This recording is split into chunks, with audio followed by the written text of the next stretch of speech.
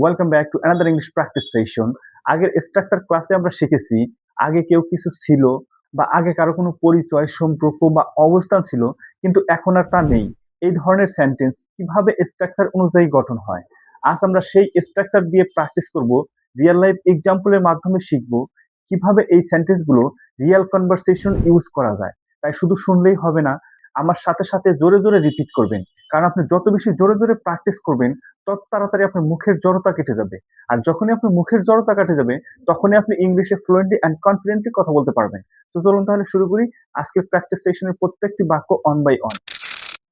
I used to be quite a student.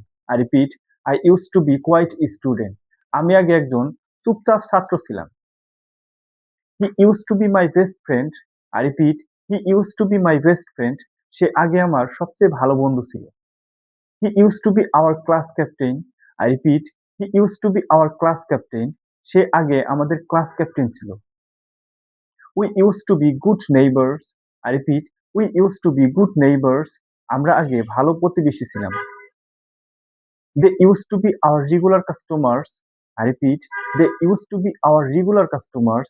তারা আগে আমাদের রেগুলার কাস্টমার ছিল। I used to be a weak student in English. I repeat, I used to be a weak student in English. আমি আগে ইংলিশে খুব দুর্বল ছাত্র ছিলাম। He used to be a team leader. I repeat, he used to be a team leader. সে আগে team leader ছিল। She used to be a shy person. I repeat, she used to be a shy person. সে আগে লাজুক মানুষ ছিল। This place used to be a playground. I repeat, this place used to be a playground. এই জায়গাটা আগে playground ছিল। That building used to be a school. I repeat, that building used to be a school. এই বিল্ডিংটা আগে school ছিল। He used to be a banker. I repeat, he used to be a banker. সে আগে ব্যাংকার ছিল। She used to be a good singer. I repeat, she used to be a good singer. সে আগে ভালো singer ছিল। I used to be a lazy person. I repeat, I used to be a lazy person. আমি আগে খুব অলস মানুষ ছিলাম। We used to be classmate. I repeat, we used to be classmate. আমরা আগে ক্লাসমেট ছিলাম। They used to be close friends. I repeat, they used to be close friends. তারা আগে ক্লোজ ফ্রেন্ড ছিল। This room used to be my study room. I repeat, this room used to be my study room. এই রুমটা আগে আমার study room ছিল।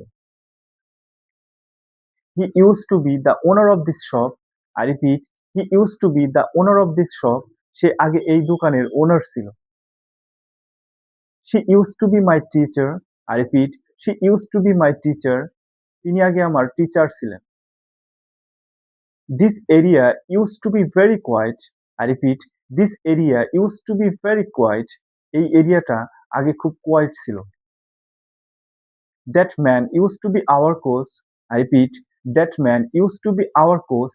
এই লোকটি আগে আমাদের কোচ ছিল। That's all for today's practice session. আজকের প্র্যাকটিস সেশন আমরা প্রিভিয়াস ক্লাসের স্ট্রাকচার দিয়ে অনেকগুলো রিয়েল লাইফ সেন্টেন্স প্র্যাকটিস করলাম। এই প্র্যাকটিসের মাধ্যমেই আমরা শিখলাম কিভাবে স্ট্রাকচার অনুযায়ী সেন্টেন্স গঠন করতে হয় এবং কনভারসেশনে ন্যাচারালি ইউজ করতে হয়। এখন আপনার কাজ হলো আজকের প্র্যাকটিস সেশনের প্রত্যেকটি বাক্য আপনার নোট খাতায় লিখে রাখা এবং পরবর্তীতে জোরে জোরে বারবার প্র্যাকটিস করা। কারণ শুধু ভিডিও দেখেই ইংলিশ ইমপ্রুভ হবে না।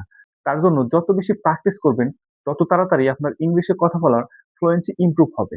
সো আবারও দেখা হবে নেক্সট কোনো প্র্যাকটিস সেশনে। Till then, keep practicing and keep speaking.